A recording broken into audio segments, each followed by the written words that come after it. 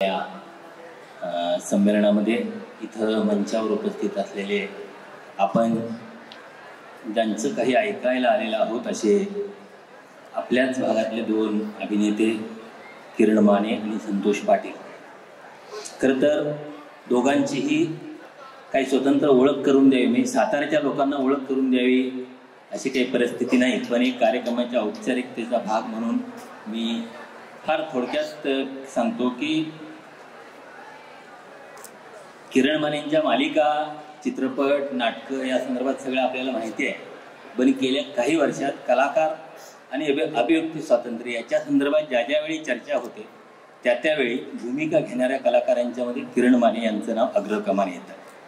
म्हणजे आपल्याकडं मराठीतले असोत, हिंदीतले असोत, कलाकार भूमिका घेण्याच्या बाबतीत फारसे प्रसिद्ध नाहीत, पण जे मोजके कलाकार आहेत त्यात किरण माने यांचं नाव आपल्याला आवर्जून आणि प्राधान्याने घ्यावं लागतं. त्यांचं मी इथं मनपूर्वक स्वागत करतो. माझ्या नवऱ्याची बायको, पिंपळपान, लक्ष्मी व्हर्सेस सरस्वती, भेटी लागी जेव्हा, मुलगी झाली हो, अशा मालिका असतील किंवा बिग बॉस 4, त्या बिग बॉस 4च्या सीझनमध्ये त्यांचा सहभाग असो. मूळचा हा रंगभूमीवरचा माणूस, रंगभूमीनंतर मग सिनेमा, सिरियल अशा सगळ्या गोष्टीमध्ये काम केलेलं आहे. संतोष पाटील याच महाविद्यालयाचे विद्यार्थी आहेत. आपण त्यांचं मनपूर्वक स्वागत करूया. इथं तुमच्याच महाविद्यालयामध्ये इथं नाटक केलेला, पहिलं नाटक इथंच केलेला, इथल्या विद्यार्थ्यांना घेऊन अनेक नाटकं बसवलेला, नाटकं सादर केलेला असा हा कलावंत आहे. गेली 25 वर्षे नाटक करतोय, TV सिरियल करतोय. खरं तर आपल्याला बॉलिवूड माहिती आहे, चित्रनगरी म्हणून कोल्हापूरचा परिचय आहे, पण गेल्या अलीकडच्या काही वर्षात ह्या दूरचित्रवाणी मालिका आल्यानंतर साताऱ्यानं सुद्धा त्यात आपली स्वतंत्र ओळख निर्माण केलेली आहे. म्हणजे त्यात अलीकडची ही दोन महत्त्वाची नावं आहेत, किरण माने आणि संतोष पाटील.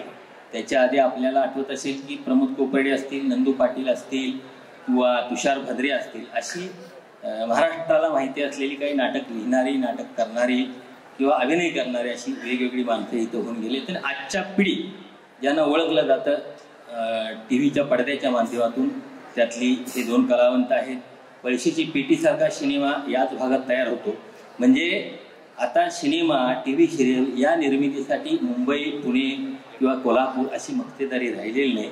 साताऱ्यानं आपली स्वतंत्र ओळख निर्माण केली. त्यात मला वाटतं आजचे हे आघाडीचे दोन कलाकार आहेत. मी पहिला प्रश्न किरण माने यांना विचारतो. किरण माने हे मूळचे मायनीचे, मायनीला शिक्षण झालं, साताऱ्यात आले आणि त्यानंतर तिथपासूनचा त्यांचा प्रवास आपल्याला सगळा माहिती आहे. तर मी म्हणजे खेड्यातनं आलेला, छोट्या गावातनं आलेला एक कलावंत राज्य पातळीवर आपल्या कर्तृत्वानं कशी ओळख निर्माण करतो, मला वाटतं त्यांचा हा प्रवास समजून घ्यायला आपला आवडेल. किरणजी, तुमचा मायनी ते सातारा आणि सातारा तो मुंबई हा प्रवास आणि या प्रवासातला संघर्ष या मुलांना कळला पाहिजे असं मला वाटतं. सगळ्यांना माझा नमस्कार. पहिल्यांदा सांगतो की शिवाजी कॉलेजवर येणं म्हणजे किती लहानपणापासून मी इथं वावरलोय, फिरलोय. इथे नाटकं, एकांकिका आम्ही बरोबर केलेल्या आहेत इथं. आणि छत्रपती शिवाजी कॉलेजला इथे मला आत्ता आठवतंय की एका स्नेहसंमेलनाला नाना पाटेकर आले होते. आम्ही गेट पासून त्यांच्या मागे मागे मागे मागे फिरत होतो. इथं आल्यावर त्यांचं भाषण आम्ही ऐकलं होतं आणि आज मी स्वतः येतोय, ते इतकं छान वाटतंय. सगळ्यात पहिल्यांदा म्हणजे हा प्रवास सातारा ते मायणी ते सातारा हा काहीतरी 2-2.5 तासांचा प्रवास आहे. बाय कार किंवा बाय बस किंवा सातारा ते मुंबई 5-6 तासांचा प्रवास आहे. पण हा प्रवास माझ्यासाठी खूप मोठा होता, खूप कष्टाचा होता, खूप संघर्षाचा होता आणि आनंद देणारा पण होता. तुकाराम महाराज असं म्हणतात की झुंजायच्या गोष्टी ऐकताची सुख. तुकाराम महाराज ज्याप्रमाणे म्हणतात की झुंजायच्या गोष्टी ऐकताची सुख, करिता देह दुःख थोर आहे. या संघर्षाच्या गोष्टी ऐकतानाच आपल्याला छान वाटतं, पण तो संघर्ष करतानाच देह दुःख आहे ते खूप मोठं आहे. मायणीसारख्या छोट्या गावात मी लहानाचा मोठा झालो. मायणी खरं तर इथं मुंबईच्या दृष्टीनं सातारा खेडेगाव, साताऱ्याच्या दृष्टीनं मायणी हे खेडेगाव आहे.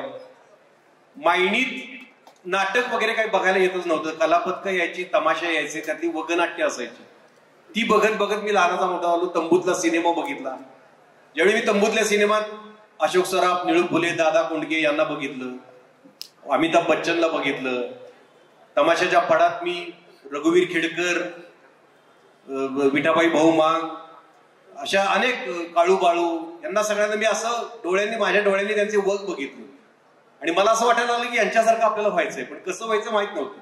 यांच्यासारखं आपल्याला व्हायचंय. माझ्या घरापुढं तंबूतला सिनेमा होता. तो सिनेमा रोज अख्खा मला ऐकू यायचा, बॅकग्राऊंड म्युझिक सहित अख्खा सिनेमा मला पाठ व्हायचा. मग तो सिनेमा मी शाळेतल्या मुलांना, प्रत्येकाला काय तो सिनेमा बघणं शक्य नसायचं.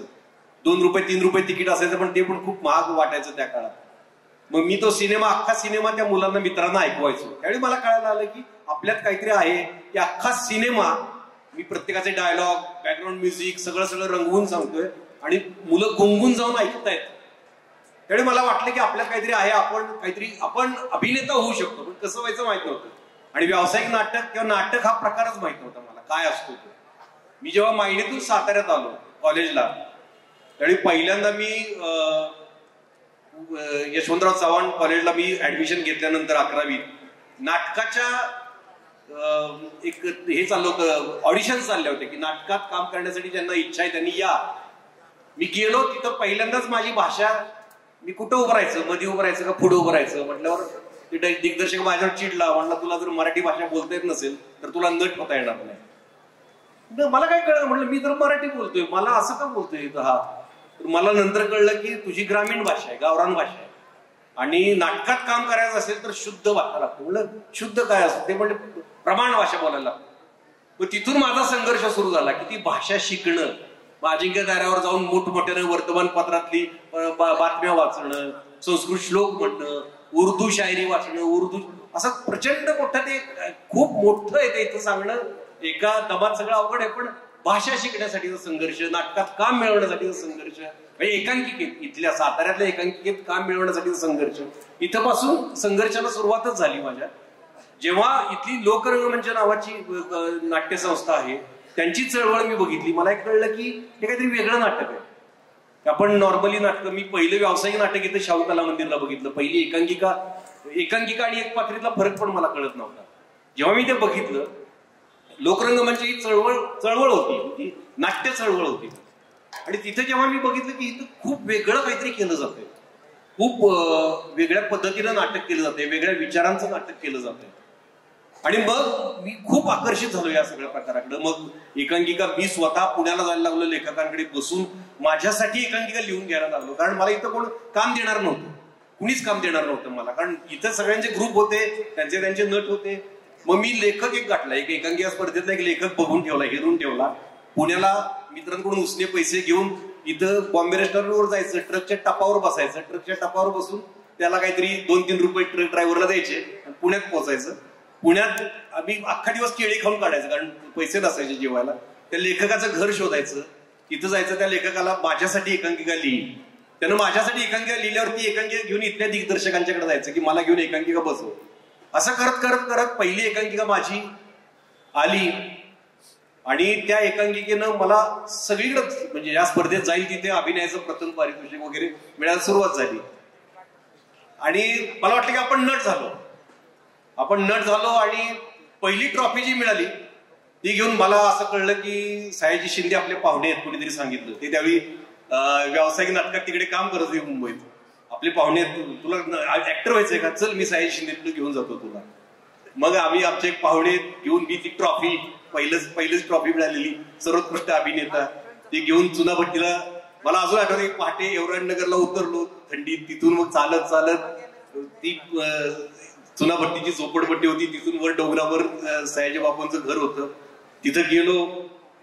तिथे गेल्यानंतर सयाजी बापूने एक खूप छान सांगितलं की तू साताऱ्यात लोकरंगमंच ग्रुप आहे, तिथे तू नाटक करत राहा, तुला वाट आपोआप सापडेल.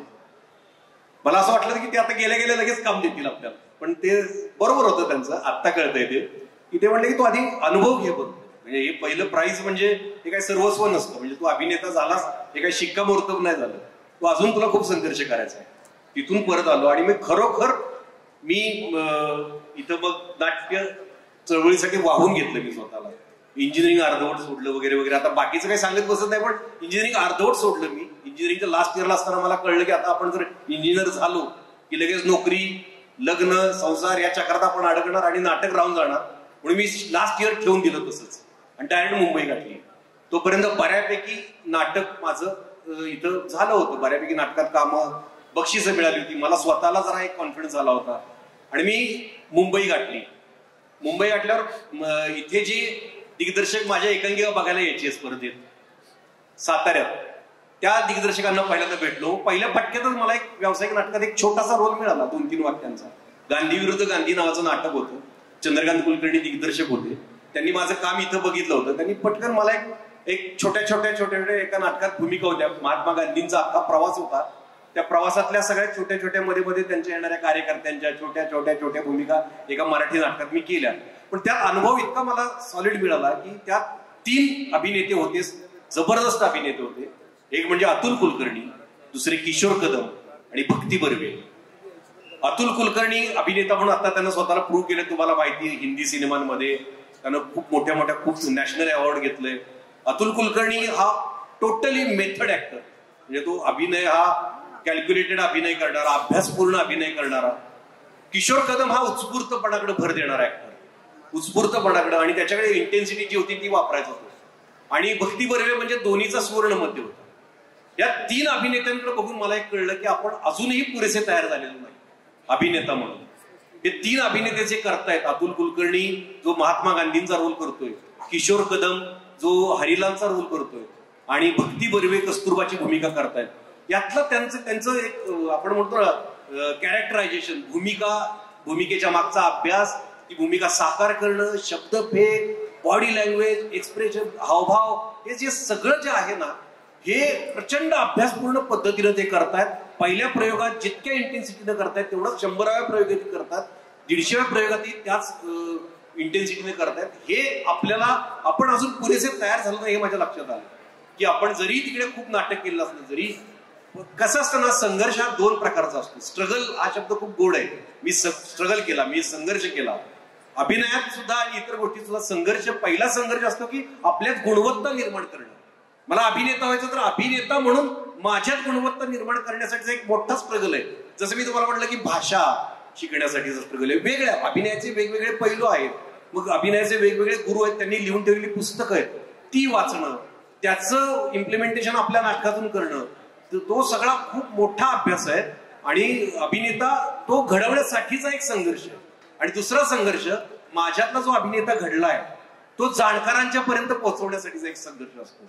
की मी नुसताच घडलोय आणि मी साताऱ्यात नाटक करत बसलोय आणि साताऱ्यात सगळ्यांना माहिती की हा खूप चांगला ऍक्टर आहे, तसं नाही. मला जर अभिनयात करिअर करायचं तर ते जाणकारांच्या पर्यंत मी काय घडलोय ते दाखवणं, हा वेगळा संघर्ष आहे. परत हा संघर्ष खूप महत्वाचा. संघर्ष म्हणजे तुम्ही ऑडिशन देत फिरणं, आजकाल ते खूप झालंय की मला ऑडिशन कुठे असतील तर सांगा.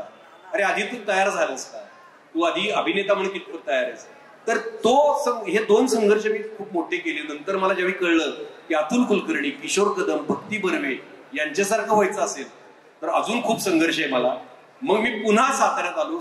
माझी परिस्थिती अशी नव्हती की मी मुंबईत संघर्ष करत राहीन आणि लोकांचे उंबरटे जिजवत राहीन. मी पुन्हा साताऱ्यात आलो. घरची परिस्थिती थोडी हलाखीची होती. वडील रिटायर झाले होते, 2 बहिणींची लग्न होती. तुम्हाला माहिती, मध्यमवर्गीय घरात काय जबाबदारी असतात एकुलत्या एक मुलावर. साताऱ्यात आल्यावर मी इंजिन ऑइलचं दुकान सुरू केलं. हायवेला इंजिन ऑइलचं दुकान, संतोष साक्षीदार आहे त्याला. या मधल्या प्रवासात संतोष सुद्धा एकदा माझ्या ग्रुपवर आला. संतोष 8वी-9वीत होता मला वाटतंय, की मला नाटकात काम करायचंय. संतोषला पहिली मोठी भूमिका मला वाटतं मी दिली त्या माझ्या एकांकिकेत. तिथं संतोषचं टॅलेंट कळलं होतं की संतोष खूप टॅलेंटेड आहे. या मधल्या प्रवासात मी पुन्हा इंजिन ऑइलचं दुकान टाकलं. इंजिन ऑइलचं दुकान 1 वर्ष 1.5 वर्ष खूप छान, माझ्या दुर्दैवानं दुकान खूप चांगलं चालायला लागलं. रोज पैसा यायला लागला. घरातल्यांना वाटलं की आता यानं दुकानदारीच करावी. पण माझी घुसपट होत होती. हायवेला मी दुकानात बसल्यानंतर एखादी नाटकाची गाडी हायवेवरून गेली. नाटकाची गाडी तुम्हाला माहिती का, नाटकाची एक बस असते ज्यात सगळे नाटक कलाकार प्रवास करत असतात. त्या बसवर नाटकांची नावं लिहिलेली असतात. ती बस ज्या नाट्यसंस्थेची, त्या नाट्यसंस्थेचं नाव असतं. ती बस जरी हायवेवरून माझ्या समोरून गेली तरी मला जेवण जायचं नाही मला. आणि अशा परिस्थितीत मग इथून परत मुंबईला जाण्यासाठी जर साताऱ्यात राहून यातला फक्त एक शेवटचं सांगतो, कारण संघर्ष खूप मोठा आहे. एक शेवटचं सांगतो की साताऱ्यात राहून मुंबईतल्या व्यावसायिक नाटकांमध्ये 10 व्यावसायिक नाटकांमध्ये प्रमुख भूमिका करणारा मी पहिला नट ठरलो. म्हणजे साताऱ्यातल्याच नव्हे तर कुठल्याही महाराष्ट्रातल्या गावात, त्याच्या गावात राहून मला ज्या ज्या नाटकांमध्ये, ज्या ज्या सिरियलमध्ये, ज्या ज्या सिनेमांमध्ये कामं मिळाली. माझं घर साताऱ्यात आहे. माझी मुलं रयत शिक्षण संस्थेत शिकतायत. माझा मुलगा अजूनही रयत शिक्षण संस्थेत शिकतोय. मी रयत मध्ये शिकलो, माझे वडील रयत मध्ये शिकले. माझं घर अजूनही इथंच आहे. मी इथं राहून साताऱ्यात ग्रुप तयार केला, इथं नाटकं केली, त्याचे प्रयोग मुंबईत केले आणि कामं मिळवली. असं करत करत मला सगळी 10 व्यावसायिक नाटकांमध्ये मी प्रमुख भूमिका केल्या. आणि जे सिरियल सिनेमे आले जे तुम्ही म्हणताय ते सगळं साताऱ्यात राहून आलं. आजही मी साताऱ्यातच राहतो. कुठेही फिरून फिरून फिरून शूटिंग करून आलो तरी माझा बेस साताऱ्यातच आहे आणि त्याचा मला अभिमान आहे. आपल्या आजच्या या कार्यक्रमाचं नाव आहे मुक्काम पोस्ट सातारा. जो प्रवास किरण मानेंचा आहे, मला वाटतं तसाच प्रवास संतोष पाटलांचा आहे. म्हणजे मुंबई पुण्यात जाण्यापेक्षा इथं राहूनच सगळ्या गोष्टी करता येतात हे त्याने सुद्धा सिद्ध केलेलं आहे. मला वाटतं संतोष पाटील, तुम्ही किरण माने मायनीतून साताऱ्यात यायला लागलं, पण तुमचं बालपण इथंच गेलं. साताऱ्यातून तुम्ही प्रवास सुरू केला आणि 25 वर्षे इथं नाटक करताना, सिनेमा करताना तुम्ही सुद्धा साताऱ्यातच आहात. म्हणजे इथं नाटकं, सुरुवातीला नाटकात काम करण्यापासून, इथल्या कमवा आणि शिका योजनेतल्या मुलांना घेऊन तुम्ही दोघांनी नाटक बसवण्यापासून आणि आता जो काही TV सिरियलचा प्रवास आहे, हा तुमचा प्रवास, मला वाटतं किरण मानेंचा स्ट्रगल वेगळा आहे आणि तुमचा प्रवास समांतर रेषेतला असला तरी सुद्धा त्यातलं वेगळेपण आहे. मला वाटतं त्या संदर्भात मुलांना तुम्ही सांगावं. नमस्कार. पहिल्यांदा सांगतो, मी मुक्काम पोस्ट सातारा या टायटलवरतीच माझ्या डोक्यात इतके विचार घोळायला लागले की खरंच समर्पक गोष्ट होती माझ्यासाठी मुक्काम पोस्ट सातारा. कारण मी माझं 5वी ते 10वी शिक्षण झालं सयाजीराव विद्यालयात, रयत शिक्षण संस्था, आणि नंतर मी छत्रपती शिवाजी महाविद्यालयात MA पूर्ण केलं. आणि हा जो सगळा MA पूर्ण करण्यापर्यंतचा काळ होता, तिथं युवक महोत्सवात सहभाग घेणं, इथली मुलं गोळा करणं, त्यांच्याबरोबर पथनाट्य, एकांकिका, मुकनाट्य, लघुनाटिका हे नाट्यप्रकार बसवणं, पहिल्यांदा ते संहिता गोळा करून आणून मग बसवणं, त्या विद्यार्थ्यांना शिकवणं. खरं तर शिवाजी महाविद्यालयात शिकायला येणारी मुलं काही नाटकातली जाणकार नसतात, ती फार पहिल्यांदाच आलेली असतात. त्यामुळं माझ्यासमोर उभा राहिल्यानंतर पहिला शब्द असायचा, मला स्टेज डेअरिंग नाहीये. तर मी त्यांना सांगायचं असं काही नसतं, हा एक खेळ आहे, प्रयोग म्हणजे हा एक खेळ आहे, आपण खेळूयात सगळे मिळून. तर या खेळाचे काही नियम आहेत ते मी फक्त तुम्हाला शिकवीन, तुमच्या बरोबर शिकेन. मग स्क्रिप्ट लिहिण्यापासून किंवा संकल्पना मांडण्यापासून मी त्यांना शिकवायचो. आणि मग त्यांना मग खरी भाषा कळायची नाही. रंगमंचावर गेल्यानंतर काय करायचं असतं, कुठं विंग असते, कुठं काय असतं. पण मी त्यांना एक प्रेक्षकांची नाळ जोडून द्यायचो की आपल्याला हा विचार मांडायचा. तर हा विचार रुजवण्याचं काम खऱ्या अर्थानं साताऱ्यातच झालं. महाविद्यालयीन शिक्षण घेत असताना, युवक महोत्सवातून काम करत असताना शिकत गेलो आणि स्वतःलाही तयार करत गेलो. माझं महाविद्यालयीन शिक्षण पूर्ण झाल्यानंतर असं वाटायला लागलं की नाटक थांबायला नको. माझ्या महाविद्यालयाचे नंबर यायचे, जे मी असताना सलग 4-5 वर्ष काम करत असताना महाविद्यालयाचा नंबर असायचा किंवा पहिल्या 3 मध्ये माझ्या महाविद्यालयाचं नाव असायचं, ते नेहमी असावं असं मला सारखं वाटायचं की माझ्यासारखा कोणीतरी संतोष तयार झाला की मी बाजूला उभा राहील, तोपर्यंत आपण काम करायचं असं मी मनाशी बांधून ठेवलं होतं. आणि मग त्यांच्यासाठी काहीतरी वर्कशॉप घ्यायचो, त्यांना शिकवायचो पथनाट्य कसं करायचं, रोजच्या घडामोडींवर करायचं, वर्षभरात काय चांगलं घडलंय, काय घडलंय, आपल्याला ते मांडायचंय, ते प्रेक्षकांपर्यंत पोहोचवायचंय. तुम्हाला जे जिव्हाळ्याचं वाटतंय ते सांगा. याच्यामध्ये अनेक प्रश्न यायचे. विद्यार्थ्यांना भाषेचं बंधन, तर किरण दादा म्हटलं तसंच की भाषा, त्यांच्या भाषेपासून अडचणी यायच्या. मग त्यांना त्यांच्या मनातले कॉम्प्लेक्स काढून टाकायचो. त्यांना म्हणायचो तुम्ही आहेत तसे या. कारण मीही त्याच परिस्थितीत शिकलो होतो की अरे आपल्याला आपल्यातलं आलं तरच आपण मोठं होणार आहे. म्हणजे एका शिबिरात सयाजी बापूंनी पण मला सांगितलं होतं की तुला तुझ्या मोठ्यावरचं गाणं येतं का, तर तुला फिल्मी गाणं येऊन उपयोग नाही, तुला तुझ्या मोठ्यावरचं गाणं आलं तरच तू शहाणा आहेस माझ्या दृष्टीने. तर मला वाटायला लागलं की हा, मग आपल्या मातीतल्या गोष्टी पाहिजेत, आपल्या मातीतल्या कथा पाहिजेत. मग या निर्मितीचा आनंद घेत असताना, किरण बरोबर काम करत असताना आम्ही आज उद्या केव्हा नावाची एकांकिका केली होती. त्यात कमवा आणि शिका योजनेतल्या मुलांना घेऊन काम केलं होतं. मला खूप आनंद झाला होता त्यावेळेस. ती जी काही 30-40 मुलं आमच्या बरोबर होती त्यांच्या अगदी जेवणाच्या वेळेपासून सगळ्या गोष्टी आम्ही ऍडजस्ट करून त्यांना तालमीसाठी घेऊन जायचो आणि सरांच्या परवानगीने घेऊन जायचो. पण त्या एकांकिकेचा पहिला नंबर आल्यानंतर त्या 40 मुलांच्या चेहऱ्यावरचा आनंद होता ना, तो मित्रांनो कुठेही नव्हता. कुठल्या पुरस्कारात नव्हता, कुठल्या बक्षिसात नव्हता. त्या मुलांनी जो जल्लोष केला होता की दिवसभर कष्ट करून आम्ही संध्याकाळी एक अर्धा तास काढला, 1 तास काढला आणि आम्ही आनंद घेतला नाटकाचा, आणि तो संतोष आता तुझ्यामुळे मिळाला. तर तो जो आनंद होता ना, तो महत्वाचा होता. ती सुरुवात होती तिथे. आणि त्याच विद्यार्थ्यांना घेऊन काम करत असताना मी याच महाविद्यालयात मोठा झालो आणि मला नंतर असं वाटायला लागलं की खरंच आपल्यातल्या गोष्टी जर बाहेर काढायच्या असतील तर बोलतं केलं पाहिजे तरुणाईला. तरुण मुलं बोलली तरच त्यांना काहीतरी समजतं. आता माझ्याकडे या महाविद्यालयातली मुलं यायची ती अगदीच कुठेतरी ग्रामीण कथा घेऊन यायची की संतोष दादा याच्यावर नाटक करूयात का. तर मला कळायचं की अरे हे थोडंच खूप प्रायमरी लेवलवरती लिहिलंय, त्यात सुधारणा पाहिजेत, आपण काहीतरी केलं पाहिजे. मग मी त्या विद्यार्थ्याला त्या पद्धतीने शिकवायचो. त्यांना काही एकांकिका बघायला घेऊन जायचो. माझ्या बरोबर असलेले एकांकिका मी वाचायचो. फार ठिकाणी घेऊन जाणं शक्य नव्हतं, पण काही चांगल्या एकांकिका असतील, नाटक असेल, त्याच्याविषयी चर्चा करायचो.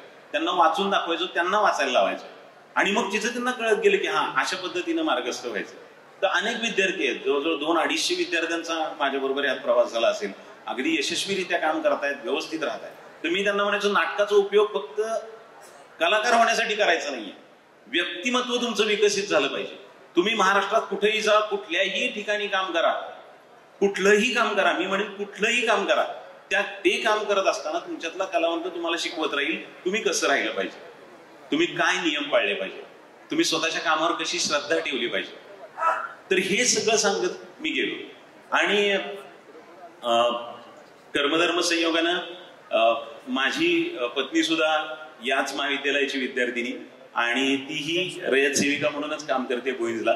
तर तेही माझं वैवाहिक आयुष्य जे सुरू झालं तेही याच सावलीत सुरू झालं. म्हणजे तोही मुक्काम पोस्ट साताराच होता.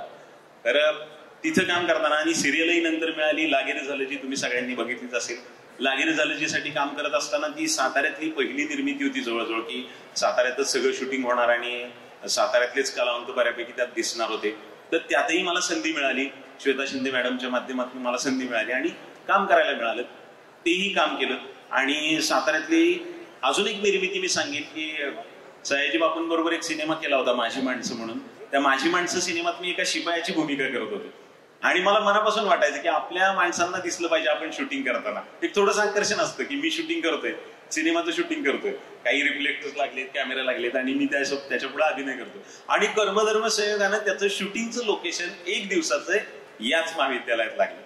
आणि मला इतकं बरं वाटलं की आमचे शिक्षक होते, त्यांना इतकं कौतुक वाटलं की अरे वा वा वा, सयाजी बापूंबरोबर आपला संतोष काम करतोय, किती 1-2 वाक्य असतील पण छान काम करतोय बरं का. मग दिवसभर माझ्या पाठीमागं सगळ्या महाविद्यालयातले कर्मचारी असतील, शिक्षक असतील, त्यांनी इतकी लुडबुड केली ना, मला खरंच त्या दिवशी स्टार झाल्यासारखं वाटलं. त्यांनी मला खूप, म्हणजे मला काय पाहिजे, काय नको, तुमचं काय अडतंय का काम, मी तुम्हाला काही मदत करू का, आणि आपला संतोष आहे. आणि ते एकमेकांना सांगत दिवसभरात मला महाविद्यालयातले सगळे विद्यार्थी असतील पण शिक्षक, कर्मचारी सगळे भेटून जात होते की अरे वा, तू पण काम करतोयस का, छान छान छान छान.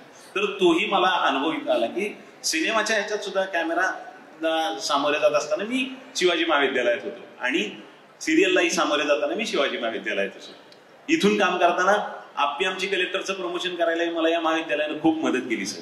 म्हणजे आम्ही आप्पी आमची कलेक्टरचा पहिला दिवस होता तर त्याच्या मिरवणुकीपासून त्याची इथं प्रेस कॉन्फरन्स घेईपर्यंत मला या महाविद्यालयानं सहकार्य केलं. त्यातही मी प्रमुख भूमिका करतोय म्हणून महाविद्यालयाला खूप आनंद होता. तर या सगळ्या गोष्टी इथंच घडत गेल्या. आणि या स्पर्धेच्या युगात मी विद्यार्थ्यांना घडवायचो तर त्यांना सांगायचो संघर्ष करत राहा, साहित्यातनं निर्मिती करत राहा, साहित्यात खूप काही दडलंय. इथं बसवलेल्या एकांकिकांमध्ये मी व्यंकटेश माडगूळकरांच्या कथेवरून एकांकिका तयार केल्या. ती त्या कथा आवडल्या म्हणून मी त्या पब्लिकेशन्सना संपर्क करून त्यांच्याकडून परमिशन घेऊन त्याच्यावर एकांकिका बसवायचो आणि सांगायचो की याच्यात कुठलं व्यावसायिक स्वरूप नाहीये, याच्यात फक्त निर्मितीचा आनंद घेतोय आम्ही.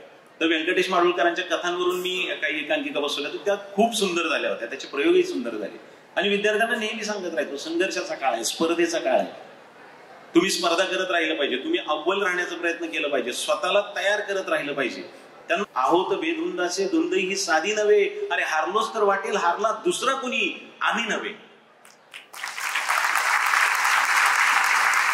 आणि अशा गोष्टींमुळे त्या मुलांना प्रेरणा मिळायची आणि मला कुठलीही अडचण यायची नाही. मी अगदी म्हणजे मला आनंद वाटतो सांगायला की जाता जाता काही गोष्टी दिसल्या तरी मला त्या नाटकात वापरायच्या असतील तर मी रिक्वेस्ट करायचो शिपायांना असेल, प्राचार्यांपर्यंत मी जायचो आणि अगदी प्रांजळपणे त्यांना सांगायचो, सर मला लाकडी 2 खुर्च्या आपल्या स्क्रॅपमध्ये पडलेल्या आहेत, त्या पाहिजेत आणि त्याचं आम्ही सिंहासन करणार आहे. सरांना कधी प्रॉब्लेम नसायचा, त्यांना उलटा आनंद व्हायचा की अरे ह्यातनं हा निर्मितीचा आनंद येणार की तुम्ही करा, फक्त त्याचा काही दुरुपयोग नको, चांगल्या पद्धतीने वापरा. आणि आम्ही नाटक करत असताना नेहमी माझी सवय असायची की शिवाजी कॉलेजवर कुठलाही कार्यक्रम असू देत, म्हणजे मराठी दिन असू देत, हिंदी दिन असू देत, कुठलाही कार्यक्रम असला ना की पहिल्यांदा मी संध्याकाळी मला व्यासपीठ मिळते का माझी एकांकिका सादर करायला मिळते का हे बघायचं. मग मला आठवते की मी बोलट नावाची एकांकिका करत होतो आणि इथं आपली वक्तृत्व स्पर्धा एक मोठी व्हायची. त्या वक्तृत्व स्पर्धेसाठी महाराष्ट्रातले नामांकित वक्ते याचे विद्यार्थी आणि त्यांचे नंबर यायचे, अव्वल असायचे ते विद्यार्थी सगळे, आणि ते आल्यानंतर ते राहायचे आझाद कॉलेजला.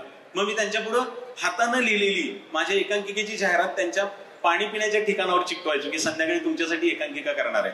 आणि कुठलाही माईक नाही, साऊंड सिस्टीम नाही, त्या विद्यार्थ्यांना समोर बसवायचो. खरं तर ते खरंच म्हणजे चांगले व्याख्याता असायचे, वक्ते असायचे, तर ते समोर बसून एकांकिका बघितल्यानंतर त्यांची प्रतिक्रिया मला फार बोलकी वाटायची.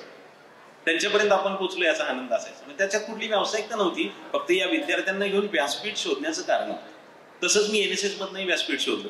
NSSचे अनेक कॅम्प केले. कॅम्पला जाऊन मी दुपारी जायचो आणि दुपारपासून संध्याकाळपर्यंत काम करून त्यांच्याबरोबर पथनाट्य बसवायचो आणि त्याच गावात सादर करायचो.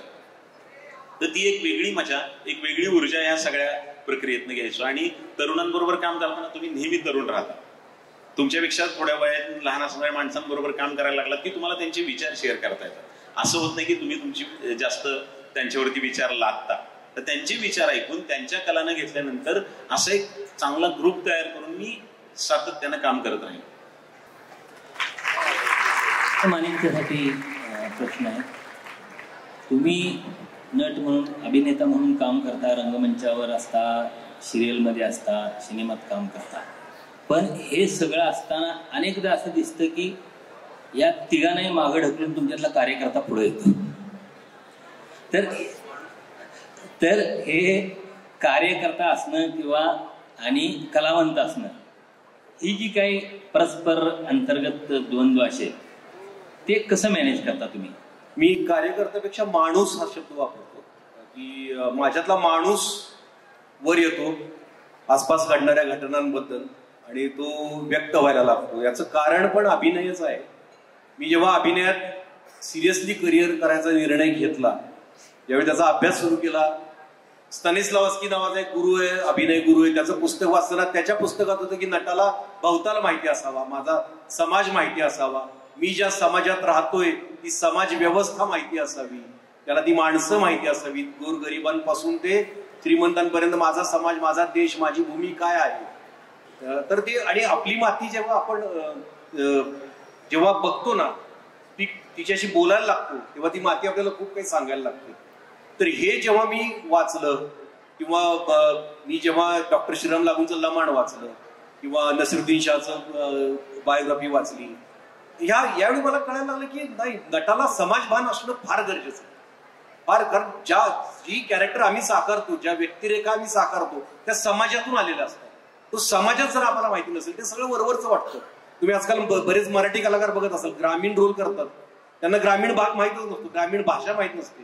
ती जी ग्रामीण भाषा बोलतात ते अक्षरशः दयनीय अवस्थेत बोलत असतात. तर हे सगळं, म्हणजे हे छोटं उदाहरण झालं. समाजच तुम्हाला माहिती नसेल, समाज व्यवस्था, समाज मन माहिती नसेल, तर तुम्ही अभिनेता कसं होणार? तर मग हे बघताना जेव्हा मी माझ्या घराशेजारी डॉक्टर नरेंद्र दाभोळकर राहायचे, तिथं मी एक दिवस बघितलं की माझ्या घराच्या अगदी शेजारी होते. मी एक दिवस पहिले खिडकीत मला निळूभाऊ फुले दिसले. म्हटलं निळूभाऊ फुले हे तर ऍक्टर आहेत, दाभोळकरांच्याकडे काय करतायत? दाभोळकर तर अंधश्रद्धा निर्मूलन समितीचं काम करतात, मग निळूभाऊ इथं काय करतायत? मग मी गेलो तिकडे, तर मला कळलं की निळू फुले अंधश्रद्धा निर्मूलन समितीच्या चळवळीसाठी काम करतात. मी म्हटलं अरे नट असून निळूभाऊ कसं काही करतायत? मग मला कळलं की नटाला, मी जेव्हा बारकाईनं निळूभाऊंचं फॉलो करायला लागलो त्यांना, त्यावेळी त्यांची भाषणं ऐकली मी चळवळीतली. नंतर मला कळलं की आणीबाणीमध्ये निळूभाऊंनी चौकात भाषणं दिली होती सत्ताधाऱ्यांच्या विरोधात. तर हे मला कळलं. तर जेव्हा मी निळूभाऊंचा मला सहवास लाभला, खरोखर मी पंडित सत्यदेव दुबेंच्या वर्कशॉपमध्ये गेलो, पंडित सत्यदेव दुबेंकडे काम केलं. दुबेजींच्या वर्कशॉपमध्ये माझा एक परफॉर्मन्स होता, एक पात्री मी एक सादरीकरण केलं होतं. श्याम मनोर यांच्या अंधारात मठ्ठ काळा बैल या लेखावर मी एक पात्री सादरीकरण केलं होतं, जे पंडित सत्यदेव दुबेंना प्रचंड आवडलं होतं. त्या माध्यमातून मी निळू फुलेंच्या सहवासात आलो. निळूभाऊ फुलेंनी मला त्यांच्या घरी घेऊन गेले, महिनाभर मी त्यांच्या घरी राहिलो. एक कवितांचा आम्ही कार्यक्रम केला, पावसाच्या कविता नावाचा एक कार्यक्रम केला, निळूभाऊंनी तो प्रोड्यूस केला. त्या काळात निळूभाऊंचा सहवास लाभला. त्यावेळी मला कळलं की नटाला समाजभान असणं का आवश्यक आहे. निळूभाऊ जागतिक दर्जाचे कलाकार का ठरले, नंतर निळूभाऊंसारखा एकही कलाकार मराठीत का नाही झाला, कारण निळूभाऊंना समाजभान होतं, व्यक्त होत होते. निळूभाऊ जे काही वाटतंय भोवताली, जे काही खटकतंय त्याविषयी व्यक्त होत होते आणि त्यात मानवता होती. निळूभाऊंनी सुरुवातीच्या काळात कष्ट कधी होते, माळीकाम केलंय, ते दिवस ते कधीही विसरले नाही. आणि निळूभाऊंचा हे संस्कार जेव्हा निळूभाऊंचे व्हायला लागले आणि पंडित सत्यदेव दुबे आणि निळूभाऊ फुले दोघेही दोन विरुद्ध विचारधारेचे लोक, त्यांचे वाद मी याची डोळा बघितले, त्यांचे वाद चालताना की मग त्यावेळी कुठले मुद्दे मांडले जात आहेत. आणि निळूभाऊंचा तो अभ्यास, सदाशिव अमरापूरकर पण यांच्याकडे यायचे, डॉक्टर नरेंद्र दाभोळकरांच्याकडे, हे करता करता डॉक्टर आह साळुंखे माझ्या आयुष्यात आले. जेव्हा आम्ही लोकायत नावाच्या नाट्यसंस्थेत काम करत होतो, मी विचारलं लोकायत म्हणजे काय, तर मला कळलं की एक अवैदिक तत्वज्ञान आहे लोकायत. मग चारवाक म्हणजे काय, माझा एक मित्र चारवाकवर नाटक लिहित होता. मग आम्हाला सगळ्यांना घेऊन डॉक्टर आह साळुंखे यांच्याकडे गेलो. डॉक्टर आह साळुंखे आयुष्यात आल्यानंतर माझ्यात आमूलाग्र बदल झाला. मी आधीचा किरण माने आणि नंतरचा किरण माने, वैचारिक सगळ्या गोष्टी प्रचंड बदल झाला. आहांचं लेखन मी आधाशासारखं वाचलं. आहांमुळे माझ्या आयुष्यात तुकाराम महाराज आले. घरातली जी तुकाराम गाथा देव्हाऱ्यात होती, जिच्यावर आम्ही हळदी कुंकू वाचत होतो, ती बाहेर आली, तिच्यावरचं हळदी कुंकू झटकलं आणि गाथा पुन्हा एकदा नव्यानं वाचायला लागलो. तथागत गौतम बुद्ध आह साळुंखेंच्यामुळे माझ्या आयुष्यात आले. बुद्धांच्या स्पर्शानं तर माणूस उन्नत होतोच, ते सुद्धा झालं. आणि जेव्हा गौतम बुद्ध तुम्ही वाचता तेव्हा स्वातंत्र्य, समता, बंधुता या मूल्यांचे तुम्ही वाहक होता. आणि स्वातंत्र्य, समता, बंधुता या मूल्यांचा वाहक कलाकार पण असावा. एक उदाहरण सांगतो. एक कलाकार काय असावा, कलाकाराच्या पाठीचा कणा ताट असतो, कलाकाराच्या नजरेत सत्याची धार असते आणि काळजा गोरगरिबांविषयी, शोषित पीडितांविषयी करुणा असते. हे मला कळलं. एक उदाहरण देतो तुम्हाला. एक राजा होता, एक शेर आहे, अंबरीश मिश्रांनी लिहिलेलं आहे ते, खूप छान आहे उदाहरण, मला ते खूप आवडतं, मी बऱ्याच ठिकाणी ते सांगतो. एक राजा त्याच्या राजमहालाच्या गच्चीत उभा होता वर आणि खालून येणाऱ्या जाणाऱ्या प्रजेकडे बघत होता. ती प्रजा त्याला बघून मुजरा करून पुढे जातो. राजाला बघितलं की मुजरा करायचं, पुढे जायचं. मग राजाला खूप आनंद व्हायचा की मी राजा आणि मला सगळे मुजरा करून जात आहेत. आणि एक कलंदर कलावंत, एक फाटका कलावंत असा तिकडून येत असतो. मी म्हटलं तसंच त्याच्या पाठीचा काढा ताट असतो, नजरेत सत्याची धार असते. तो त्याच्याच धुंदीत आपली धुनमे येत असतो. म्हणजे त्याचा ऍटिट्यूड असा असतो की आपण म्हणतो ना, मनात होते मनभर सोने, करात आहे मुठभर माती, असा त्याचा ऍटिट्यूड होता. जरी भणंग असला तरी तो अत्यंत आत्मविश्वासाने येत असतो. आणि तो राजाला काही मुजरा करत नाही. राजाला राग येतो. राजा म्हणतो कोण आहे हा छोटा माणूस, मला मुजरा करत नाही. मी इथं राजा उभा इथे राजमालाच्या गच्चीवर, हा मला मुजरा करत नाही. तेव्हा तो कलावंत त्या राजाकडे बघतो आणि तो एक शेर आहे, उतरकर कस्त्रे आली से रूबरू तो आओ. कस्त्रे आली, कस्त्र म्हणजे राजमहाल, आली म्हणजे त्याचं टेरेस. उतरकर कस्त्रे आली से रूबरू तो आओ, माझ्या समोर तो ये. उतरकर कस्त्रे आली से रूबरू तो आओ, बुलंदी से हमारी ऊंचाई का अंदाजा नहीं होगा. राजा मी तुझ्यापेक्षा उंच आहे, तुला कळणार नाही वरून, तू खाली माझ्या समोर ये. कलावंत हा राजापेक्षा मोठा असतो, राजाला जाब विचारण्याचा त्याला अधिकार असतो. किरणजी, आता तुम्ही हे सगळं सांगितलं ठीक आहे, निळूभाऊ ग्रेटच होते, पण निळूभाऊंचा काळ वेगळा होता. निळूभाऊ आजच्या काळात असते तर त्यांना काय सहन करायला लागत आपण कल्पना करू शकतो. पण तुम्ही जे आता सांगितलं त्याची किंमत तुमच्यातल्या कलावंताला काय पद्धतीने मोजावी लागली. तर ते झालं की जेव्हा मी व्यक्त व्हायला लागलो तेव्हा आमची इंडस्ट्री अख्खी हडपडली. आमच्या इंडस्ट्रीत गोड गोड बोलायचं, छान छान बोलून कामं घ्यायची आणि त्याच्या पलीकडे माणूस म्हणून स्वतःला घडवणं नाही. हे मी तुम्हाला आत्ताच सांगतो, माणूस म्हणून स्वतःला घडवणं. तुम्ही मला एक कलावंत दाखवा की जो व्यवस्थेवर प्रहार करतो, बोलतोय. कारण कलावंताची जबाबदारी असते. कलावंत तुम्ही जेव्हा एवढं प्रेम देता ना आम्हाला, तुम्ही सेल्फी काढता, भरभरून आमच्यावर प्रेम करता. किरण मानेचं घर उडकत लोक साताऱ्याच्या स्टँडवर उतरतात आणि रिक्षावाल्यांना विचारतात आम्हाला किरण मानेला भेटायचं. आता रिक्षावाल्यांना पण घर माहिती झाले, ते एवढं प्रेम का करतात. तू मिलिटरीमन जवान सुट्टीवर येतात, पहिल्यांदा किरण मानेला भेटायचे म्हणतात. ती दडपण येतं माझ्यावर. मला अजिबात त्याचं हे वाटत नाही. गर्व होत नाही मला दडपण येतं की हे जे प्रेम आहे याची मी परतफेड कशी करणार. तर आम्ही सुद्धा समाजाला काहीतरी देणं लागतो. तर मी माझं काम तर करत होतो, अभिनेता म्हणून माझं काम चोख करत होतो. मुलगी झाली व माझी सिरियल तुम्हाला माहिती, इलास पाटील त्यातला गाजला. इलास पाटीलचे डायलॉग लोकांना आवडायला लागले. इलास पाटीलला प्रचंड डोक्यावर घेतलं गेलं. ती सिरियलनं त्या चॅनलवर आणलं, चॅनलचा जीआरपी वाढवला. सिरियल टीआरपी मध्ये अभूतपूर्व टीआरपी मिळवलं त्या सिरियलनी. आणि माझी भूमिका विलास पाटील हा साक्षीदार आहे, हा माझ्या मित्राचा रोल करत होता. मीच नाव सुचवलं होतं की मला माझ्या मित्राच्या रोलमध्ये संतोष पाटीलला घ्या. त्यांनी ऑडिशन न घेता संतोषला बोलवून घेतलं आणि काम दिलं. तर ते आम्ही एकत्र काम करत होतो. तर ती भूमिका इतकी गाजली, प्रचंड. पाटील, विलास पाटील नावा पुढं पाटील हाय म्हणून माज करत नाही आपण. आपला माज बघून दुनिया पाटील म्हणते आपल्याला. असे डायलॉग लोकांच्या तोंडात, लोक डायलॉग लिहायला लागले. आज विलास पाटीलनं कुठला डायलॉग मारला. ह्या यशाच्या शिखरावर मी असताना एका बाजूला सोशल मीडियावर माझी मतं मांडत होतो आसपासच्या घडणाऱ्या घटनांना. आणि ते माझी अस्वस्थता होती माणूस म्हणून. कलाकार म्हणून एका बाजूला प्रगती चालली होती, माणूस म्हणून मी स्वतःला घडवत होतो, व्यक्त होत होतो. आणि व्यक्त होता होता अचानक एक दिवस मी प्रचंड ट्रोल झालो. आता ते काय त्यातले डिटेल्स तुम्हाला सांगत बसत नाही. आणि अचानक मला सिरियल मधून काढून टाकलं. त्यावेळी बऱ्याच जणांना वाटलं की हा संपला, आता याला कोण काम देणार. आणि इंडस्ट्री फार छोटी आहे आणि बऱ्याच जणांना वाटतं की गोड बोलूनच कामं मिळतात, स्पष्ट वक्तेपणानं कामं मिळतच नाही. पण मी हे प्रूव्ह करायचं ठरवलं, स्वतःला प्रूव्ह करायचं ठरवलं की मी जर माणूस म्हणून मी खरा असेल, मी जर प्रामाणिक असेल, मी स्वतःला सोडून काढायचं ठरवलं की मी कुठं चुकलोय का हे मी तपासून बघितलं. तर मी कुठंच चुकलो नव्हतो. संतोष साक्षीदार आहे. माझ्या कॉल टाइमला मी वेळेवर हजर होणे, माझं काम चोख करणे आणि माझ्या एका बाजूला कोपऱ्यात जाऊन बसणे, कुठल्याही पार्टीत न जाणे, काही नाही, आपलं आपलं काम आणि आपण. मग मला काढून का टाकलं. मी तपासून बघितलं की नाही, मी खरा आहे, मी प्रामाणिक आहे. माझं सगळं, मी कधी पैसे वाढवून मागितलेत का, मी कुणाशी उर्मटपणे बोललोय का, तर नाही, माझं काम आणि मी. आणि हा साक्षीदार आहे, म्हणजे माझं काम आणि मी. मला एखादा सीन आला की काल रात्रीपासून माझ्या डोक्यात तो सीनच असायचा, मी इथं काय करेन, यात आणखीन काय काय देईल. तर माझ्या डोक्यात दुसरं काही नसायचं. कदाचित माझी लोकप्रियता खूप खुपली असावी, कदाचित.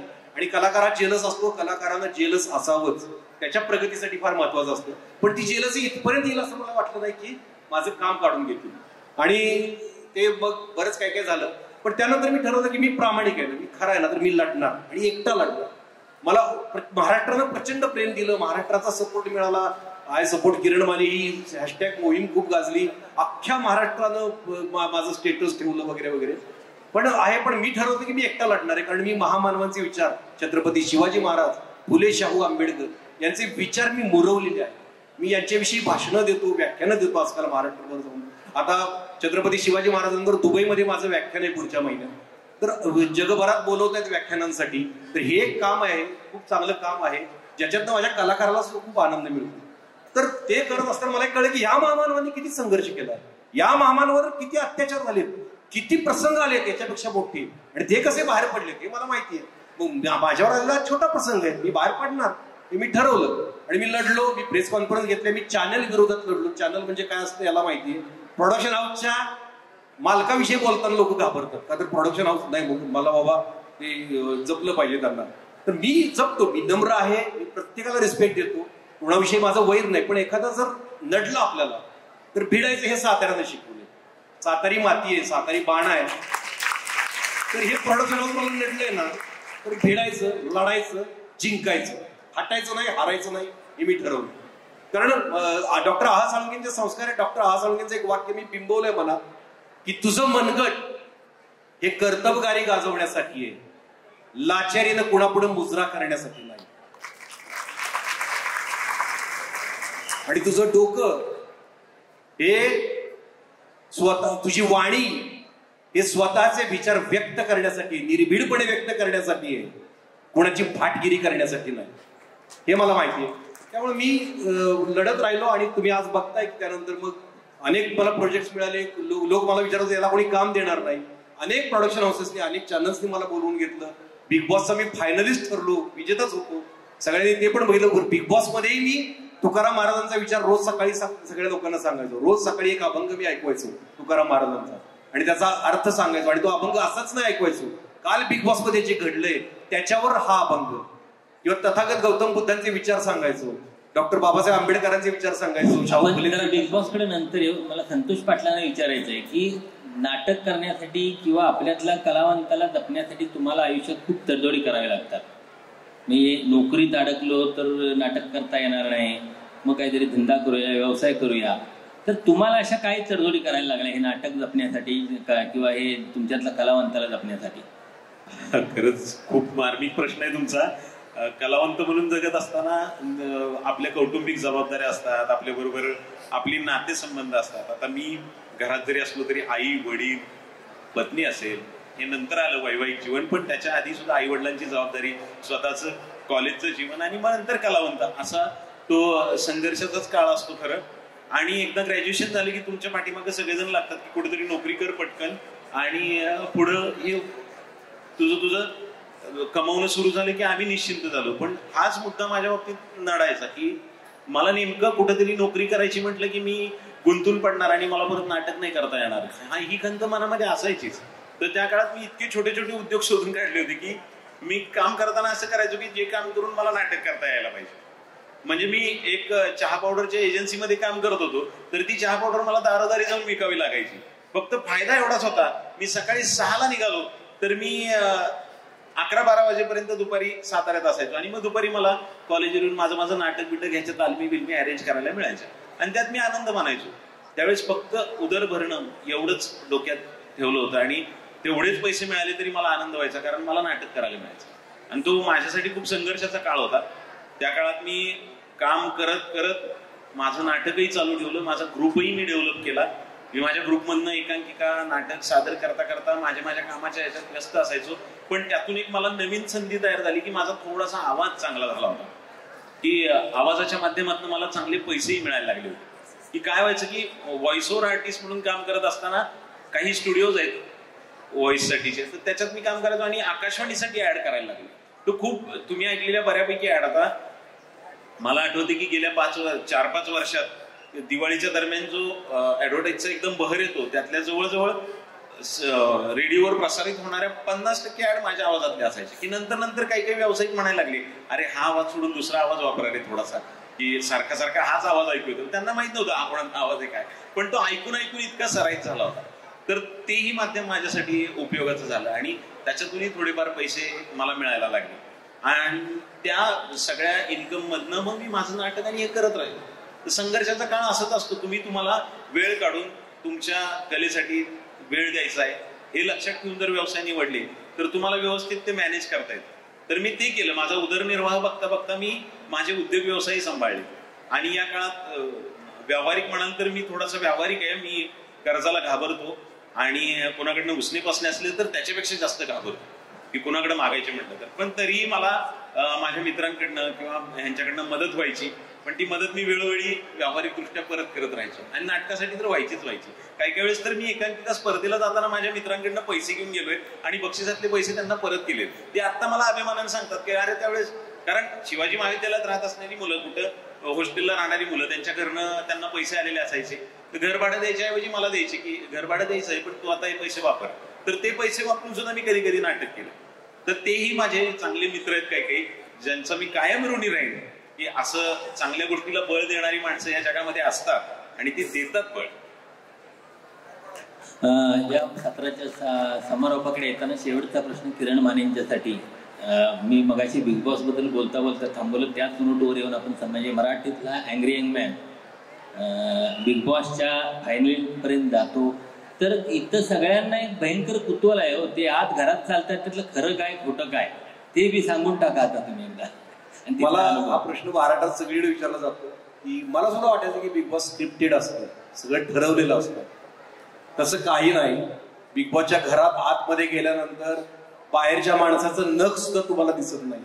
बाहेर प्रकाश आहे का अंधार आहे का उजेड आहे, दुपार आहे सकाळ, काही कळत नाही. ते कम्प्लीट बंद घर असतं. ते त्या बाहेरच्या जगाशी तुम्हाला पूर्णपणे तोडलं जातं. जगापासून तुम्हाला पूर्णपणे तोडलं जातं. घड्याळ नसतं, कॅलेंडर नसतं, मोबाईल तुम्हाला वापरायची परवानगी नसते. बाहेरचा एकही माणूस, त्याचा आवाज सुद्धा तुम्हाला ऐकू येत नाही, त्याचं नख सुद्धा तुम्हाला दिसत नाही. सगळ्या कोपऱ्यात कॅमेरे असतात, जवळ 100-150 कॅमेरे असतात. तुम्ही काय करताय, तुमचा शब्द न शब्द टिपून घेतला जातो तुमचं, आणि विशिष्ट परिस्थितीत तुम्हाला असं टाकलं जातं आणि तुमची बौद्धिक ताकद, मानसिक ताकद तपासणारा तो खेळ आहे तुमची. आणि तो खेळ, त्या खेळाला खूप शिव्याही लोक देतात, वाईट म्हणतात, पण मला तो वाईट वाटत नाही. मानसिकता कळते आपल्याला आणि लोकांचं मनोरंजन होतं की सेलिब्रिटी, आम्ही जे सेलिब्रिटी असतो ते आतमध्ये कसे वागतो, अशा परिस्थितीत आम्ही कसे वागतो, आम्ही चिडतो कसे, आम्ही रडतो कसे, भांडतो कसे, आमचा स्वभाव नक्की कसा आहे. माणसाचा स्वभाव 100% कळतो बिग बॉस मध्ये गेले, कारण 100 ठिकाणी कॅमेरे असतात, प्रत्येक क्षण तुम्हाला दिसत असतो, प्रत्येक क्षण टिपून घेतला जातो, तुम्हाला अत्यंत विचित्र परिस्थितीत टाकलं जातं आणि तिथे तुम्ही कसे व्यक्त होताय, तुम्ही कसे संकटाशी सामना करताय याची परीक्षा घेतली जाते. आणि बिग बॉस मध्ये खरा माणूस कळतो हे मात्र नक्की. म्हणजे तुम्हाला सांगतो, मी बिग बॉस घेण्याचं कारण तुम्हाला सांगतो. बिग बॉस सीझन 2 साठी सुद्धा मला विचारलं होतं, त्यावेळी मी नाही म्हणून सांगितलं, मला आवडत नव्हतं की मी नाही करणार, आणि त्यावेळी माझं आपलं मला अभिनय करायचा, मला यात यायचं नाही.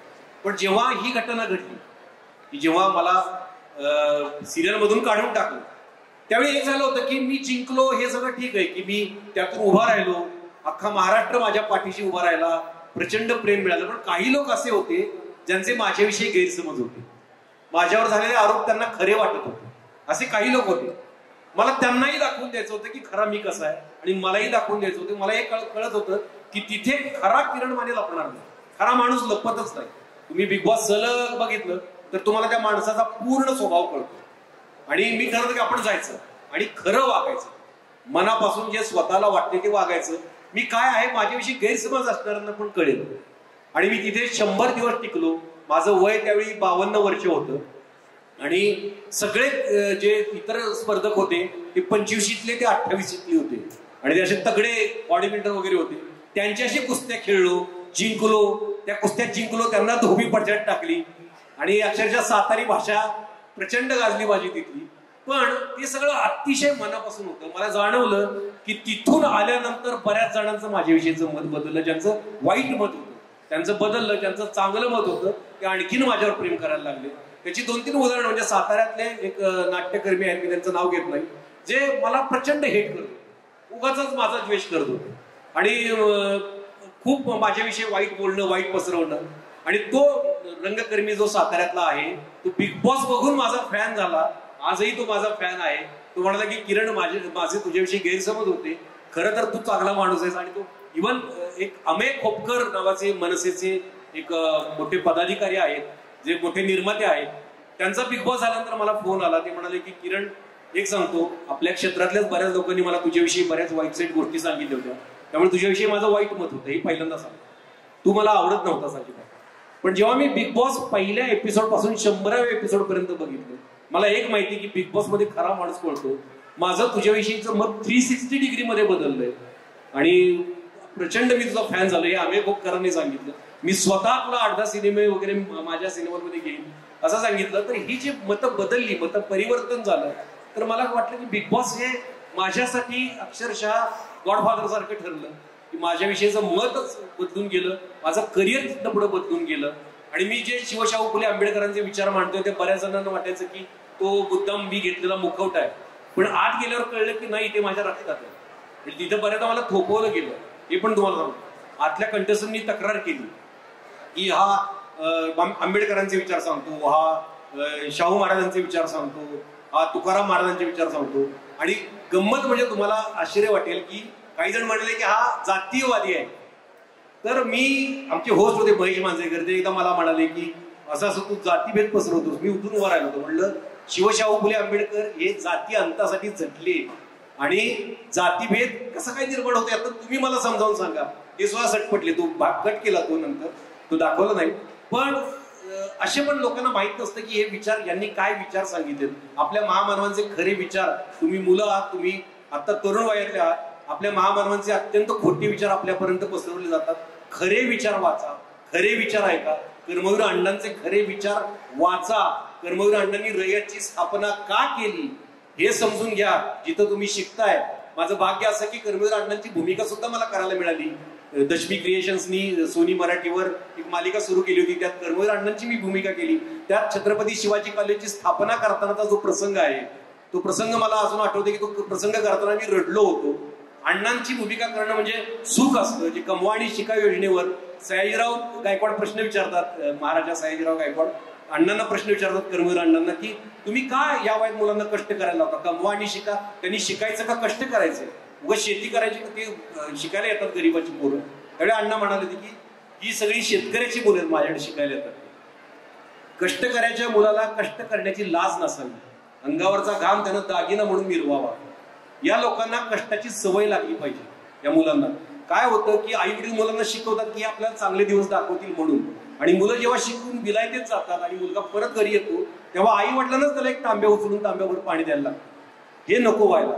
मुलांना कष्टकऱ्यांविषयी जाण हवी म्हणून मी इथं कष्ट करायला लावतो. हे ज्यावेळी अण्णा उत्तर देतात आणि माझ्या छत्रपती शिवाजी कॉलेज मधला प्रत्येक विद्यार्थी हा कष्टकऱ्यांविषयी, बहुजनांविषयी, शेतकऱ्यांविषयी करुणा बाळगणारा असेल. हे वाक्य म्हणताना मला रडायला आलं होतं. जेव्हा दिवाळीला पैसे नाहीत मुलांसाठी गोडाचं काहीतरी करायला, तेव्हा कर्मवीर अण्णांच्या पत्नीने मंगळसूत्र काढून दिलं होतं. त्या प्रसंगालाही आम्ही सगळं युनिट रडलो होतो तो प्रसंग करताना. तर आज आपण इथं रयतमध्ये आलोय, ते सुद्धा एक सर्कल एक पूर्ण झाल्यासारखं वाटतंय की भूमिका सुद्धा मला करायला मिळाली. तर मुलांनो, खरा इतिहास जाणून घ्या, खरे विचार वाचा, म्हणजे तुम्ही भरकटणार नाही. खूप बोलायचं होतं पण आता आपल्याकडे वेळ खूप कमी आहे. धन्यवाद किरणजी, धन्यवाद संतोषजी. दिवसभरातल्या सगळ्या कार्ಯಕ್रमांचं वेळ, खरं तर यातल्या एकेका कलावंताशी बोलताना आपल्याला तासंतास पुरे पडतील, पण हे सत्र आपण इथं थांबवतोय. मी दोघांनाही मनपूर्वक धन्यवाद देतो, दोन्ही संस्थांच्या वतीनं. धन्यवाद.